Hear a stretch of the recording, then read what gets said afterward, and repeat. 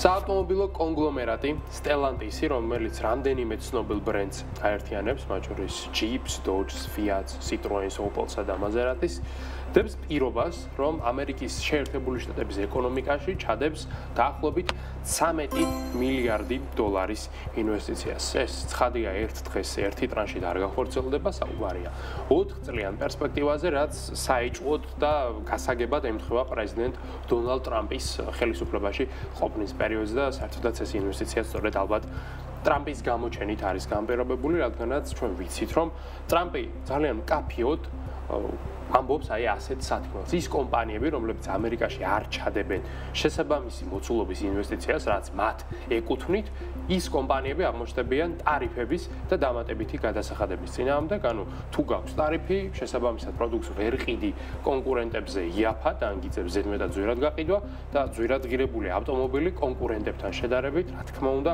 არავის არ აინტერესებს. ეს არის უნივერსალური მოცემულობა და თუ Stellantis უნდა რომ ის Jeep-ი, Dodge ან Fiat-ი გაყიდოს ამერიკულ ბაზარზე, Fiat-ი ნაკლებად ისედაც არ იყიდება ამერიკაში, მაგრამ სხვა ავტომობილები რომ გაყიდოს, მაშინ მას მოუწევს აი ამ რეალობასთან მორგება, სწორედ ამას ემსახურება ეს განცხადება და ეს გეგმა. უბრალოდ აქ ერთი ძალიან მნიშვნელოვანი ნიუანსი ის არის, რომ ბოლო პერიოდში, ბოლო წელიწად ნახევარი Stellantis საქმე აქვს ძალიან ცუდად.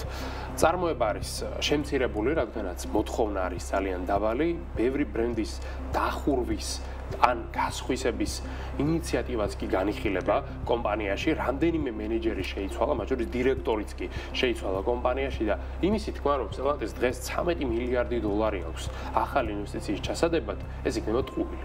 ამ კომპანიას ეს 13 მილიარდი დოლარი რეალურად ამ ეტაპზე არ აქვს, აქ სავარაუდოდ მას ან ინვესტორები, ან საინვესტიციო ბანკები უნდა დაეხმარონ, ისევ ამერიკული ბანკები, რომ ამოძვრნენ ვითარებიდან და როგორმე გადარჩნენ და გააგრძელონ წარმოების პროცესი და თუ კი ამას მოახერხებენ, ალბათ მოახერხებენ, აქ ალბათ ისევ ტრამპის ჩართულობით, რომელიც მინიმუმ JP Morgan-ს მაინც თხოვს, რომ Stellantis ათხოვონ ეს ფული დროებით, რათა მან განახორციელოს ეს ინვესტიცია, მაშინ მისთვის მნიშვნელოვანია რომ განხორციელოს და გადავიდნენ კომპანიები. ეს ტრამპის პირადი ინტერესია, ამერიკის მთავრობის ინტერესია, Stellantis-ის ინტერესი არის და JP Morgan-იც ვიცით, რომ ზოგადად ამერიკის ეკონომიკის განვითარებით დაინტერესებული არის ბოლო 300 წელია და კიდევ 100 წელი მინიმუმ ასე იქნება. და თუ კი ამას მოახერხებს, როცა არ იყო სანამ არ იყო იქამდეც კი ევროპიდან აფინანსებდა მე მგონი იდეას. დაახლოებით ამას თქვა.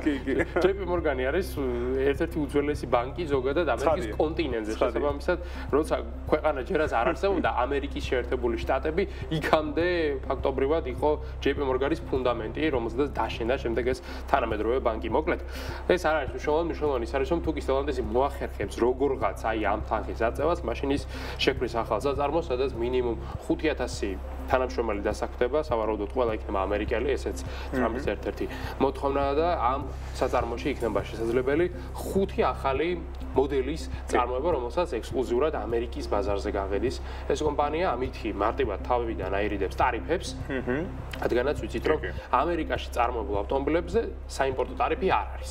ანუ ეს მისცემს Stellantis-ი საშუალებას, რომ ის Jeep ან Dodge გაყიდოს იმ ფასად, რა ფასიც აქვს დაწესებული მის პირდაპირ კონკურენტებს. ამის გარეშე ეს კომპანია, როგორც თქვით, ამ ბაზარზე თავს უბრალოდ ვერ დაიმკვიდრებს და შესაბამისად ეს არის ერთადერთი გამოსავალი, რომლის არჩევაც Stellantis უწევს, თუმცა აქ არის ძალიან ბევრი თუ და თუ კი ამ გამოწვევებს Stellantis-ი თავს ვერ გაართვევს, მაშინ მისი ფინანსური მდგომარეობა, რომელიც ახალბილო ისედაც არ არის, კიდევ უფრო უარესი გახდება. ანუ ერთადერთი საკითხი აქ კიდევ რაზეც საუბრობს, სხვათა შორის Stellantis-ი არის ის, რომ კანადაში მათი ოფისი რას გააგრძელებს და რას მოახერხებს, ეს არის მეორე საკითხი, იმიტომ რომ კანადაში იმისთვის გაიხსნა, რომ არ დასჭირებოდათ ატლანტის ოკეანის ან გადაცურვა, ან გადაფრენა ნებისმიერი გზით, მაგრამ კანადაზე მაინც არის იმპორტის გადასახადი. ხო და ამას გულისხმობ, რომ კანადა რას იზავს, ეს კიდე ცალკე საკითხია და სად წაიღებენ იმ შესაძლებლობას, რაც კანადაში აქვთ ამჟამად. დაშლიან და გადმოიდნენ. ნახოთ.